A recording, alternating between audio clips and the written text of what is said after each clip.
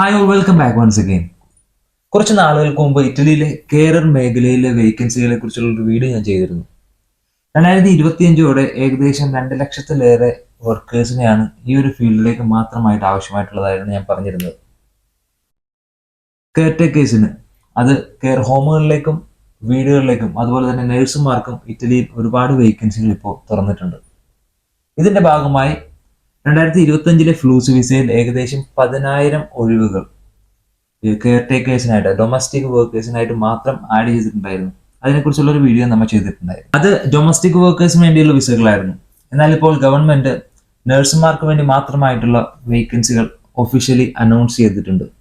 2025ഓടെ ഏകദേശം 50,000-ന് മുകളിൽ foreign നഴ്സുമാരെയാണ് Italy invite ചെയ്യാനായിട്ട് പ്ലാൻ ചെയ്തിട്ടുള്ളത്. ഇതിൽ ഇന്ത്യക്കാർക്കുള്ള സ്ഥാനം വളരെ ഇമ്പോർട്ടന്റ് ആണ്. ഇന്ത്യയിൽ ഇപ്പോൾ ഏകദേശം 3 മില്യണിന് മുകളിൽ നഴ്സുമാരുള്ള ഒരു രാജ്യമാണ്. അതുകൊണ്ട് തന്നെ ഇന്ത്യയിൽ നിന്ന് 10,000 നഴ്സുമാരെ ഇറ്റലിയിലേക്ക് ഇൻവൈറ്റ് ചെയ്യാനായിട്ട് ഗവൺമെന്റ് തീരുമാനിച്ചിട്ടുണ്ട്. അപ്പോൾ ഇന്നത്തെ വീഡിയോയിൽ നമ്മൾ കാണാൻ പോകുന്നത് ഈ വേക്കൻസികൾ കൊണ്ട് ഗവൺമെന്റ് ഉദ്ദേശിക്കുന്നത് എന്തൊക്കെയാണ്, ഇതിന്റെ റിക്രൂട്ട്മെന്റുകൾ എങ്ങനെയാണ് നടക്കുന്നത്, ഇതിന്റെ ക്വാളിഫിക്കേഷൻ റിക്വയർമെന്റ്സ് എന്തൊക്കെയാണ് തുടങ്ങിയ കാര്യങ്ങൾ നമ്മൾ ജനറലി ഒന്ന് പറഞ്ഞു പോവുകയാണ്. അതുകൊണ്ട് തന്നെ ഇതിനെക്കുറിച്ച് ഒരു ക്ലിയർ കട്ട് ഐഡിയ കിട്ടണമെന്നുണ്ടെങ്കിൽ ഈ വീഡിയോ നിങ്ങളൊന്ന് മുഴുവനായിട്ട് കാണാനായിട്ട് ശ്രമിക്കുക. അതുപോലെ തന്നെ ചാനൽ ഒന്ന് സബ്സ്ക്രൈബ് ചെയ്യുന്ന കാര്യം മറക്കാതിരിക്കുക. So welcome back to another video. എൻ്റെ ഒട്ടുമിക്ക വീഡിയോസിൽ ഞാൻ പറയുന്ന ഒരു കാര്യമാണ്, ഇറ്റലിയിൽ ഏജ്ഡ് ആയിട്ടുള്ള പോപ്പുലേഷൻ കൂടിക്കൊണ്ടിരിക്കുകയാണ്. അതുകൊണ്ട് തന്നെ ഈ ഒരു ഫീൽഡിലേക്ക് ഇറ്റലിയിൽ ഇപ്പോഴും ഒരുപാട് വർക്കേഴ്സിന്റെ ആവശ്യമുണ്ട്.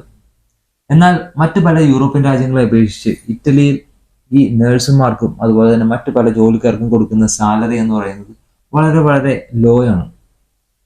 അതിന്റെ പേരിൽ കുറച്ച് നാളുകൾക്ക് മുമ്പ് നമ്മൾ കണ്ടതാണ്, ഇവിടെ പ്രൊട്ടസ്റ്റും മറ്റു കാര്യങ്ങളൊക്കെ ഉണ്ടായിരുന്നു. ഡോക്ടർമാരും നഴ്സുമാരും അവരുടെ സാലറി കൂട്ടണമെന്നും പറഞ്ഞുകൊണ്ട്, അതുപോലെ തന്നെ അവിടെ അലവൻസിന് എന്തെങ്കിലും മാറ്റങ്ങൾ വരുത്തണം എന്ന് പറഞ്ഞുകൊണ്ടൊക്കെ ഇവിടെ പണിമുടക്കൊക്കെ ഉണ്ടായിരുന്നു ഇറ്റലിയുടെ പല ഭാഗങ്ങളിലും. അതൊക്കെ നമ്മൾ ടിവിയിലൊക്കെ കണ്ടതാണ്. എന്നാൽ ഈ പുതിയൊരു പ്ലാൻ വന്നതോടെ ഇറ്റാലിയൻ ഹെൽത്ത് മിനിസ്റ്റർ ഈ ഒരു കാര്യത്തിന് ഒരു തീരുമാനം ഉണ്ടാക്കിയിട്ടുണ്ട്. ഇറ്റലിയിൽ ഹെൽത്ത് കെയർ സെക്ഷനിൽ വർക്ക് ചെയ്യുന്ന ഓരോരുത്തർക്കും, അത് ഡോക്ടേഴ്സ്, നേഴ്സ് ഓർ ഈ സെക്ഷനിൽ വർക്ക് ചെയ്യുന്ന ആരും ആയിക്കൊള്ളട്ടെ, അവരുടെ സാലറിയിൽ തീർച്ചയായും ഒരു ഇൻക്രിമെന്റ് ഉറപ്പുവരുത്തിയിട്ടുണ്ട്.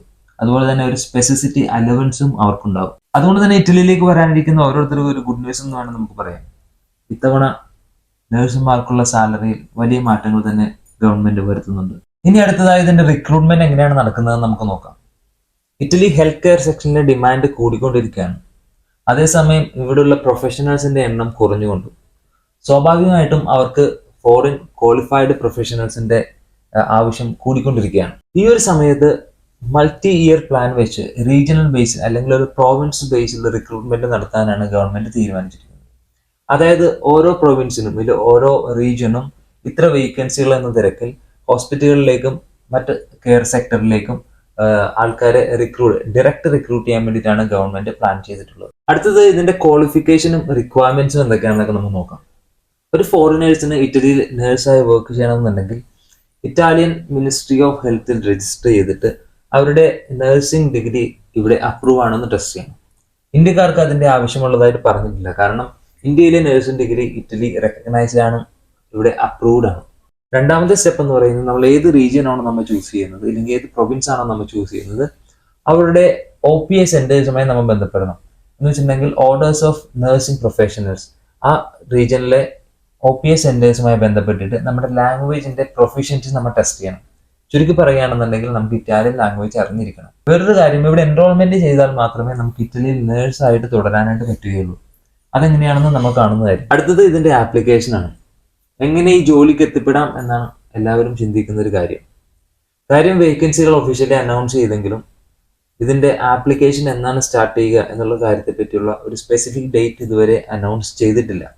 ഇനി അങ്ങനെ ഒരു സ്പെസിഫിക് ഡേറ്റ് ഉണ്ടോ എന്നും നമുക്കറിയില്ല. ഇതുവരെ അതിനെപ്പറ്റി ഒരു അപ്ഡേഷൻ ഉണ്ടായിട്ടില്ല. എന്നിരുന്നാലും നമ്മൾ സ്ഥിരം ജോബ് ഹണ്ടിനായി യൂസ് ചെയ്യുന്ന യൂറോപ്യൻ എംപ്ലോയ്മെന്റ് സർവീസ് എന്ന് പറയുന്ന ആ ഒരു വെബ്സൈറ്റിൽ നമ്മൾ സെർച്ച് ചെയ്യുകയാണെന്നുണ്ടെങ്കിൽ, ഇറ്റലിയിലെ നഴ്സിംഗ് വേക്കൻസികളെ കുറിച്ച് സെർച്ച് ചെയ്യുകയാണെന്നുണ്ടെങ്കിൽ ഏറ്റവും ലേറ്റസ്റ്റ് ആയിട്ട് അപ്ഡേറ്റ് ചെയ്തിട്ടുള്ള ഒരുപാട് വേക്കൻസികൾ ഇപ്പോഴും അവിടെ അവൈലബിൾ ആണ്. എന്ന് വെച്ചിട്ടുണ്ടെങ്കിൽ ഇവിടുത്തെ ഡിമാൻഡുകൾ അതിൽ കൂടുതലും കാണിക്കുന്നുണ്ട്. അപ്പൊ ഞാൻ നേരത്തെ പറഞ്ഞ പോലെ തന്നെ ഗവൺമെന്റിന്റെ ഒഫീഷ്യൽ അനൗൺസ്മെന്റ് കഴിഞ്ഞിട്ടുള്ള ഒരു ജനറൽ ഇൻഫർമേഷൻസ് ആണ് ഞാൻ ഈ വീഡിയോയിൽ നിങ്ങളോട് ഷെയർ ചെയ്യുന്നത്. ഇതിനെക്കുറിച്ചുള്ള കൂടുതൽ അപ്ഡേഷൻ ഇനിയും അറിയാനായിട്ടുണ്ട്. അപ്പോൾ ഓപ്പർച്യൂണിറ്റി ഒന്നും മിസ് ചെയ്യാതിരിക്കാനായിട്ട് സബ്സ്ക്രൈബ് ചെയ്തിട്ട് കൂടെ കൂടിക്കോ. മറ്റൊരു വീഡിയോ ആയിട്ട് നമ്മൾ വീണ്ടും കാണുന്നതായിരിക്കും. അതുവരെ see you soon. Take care.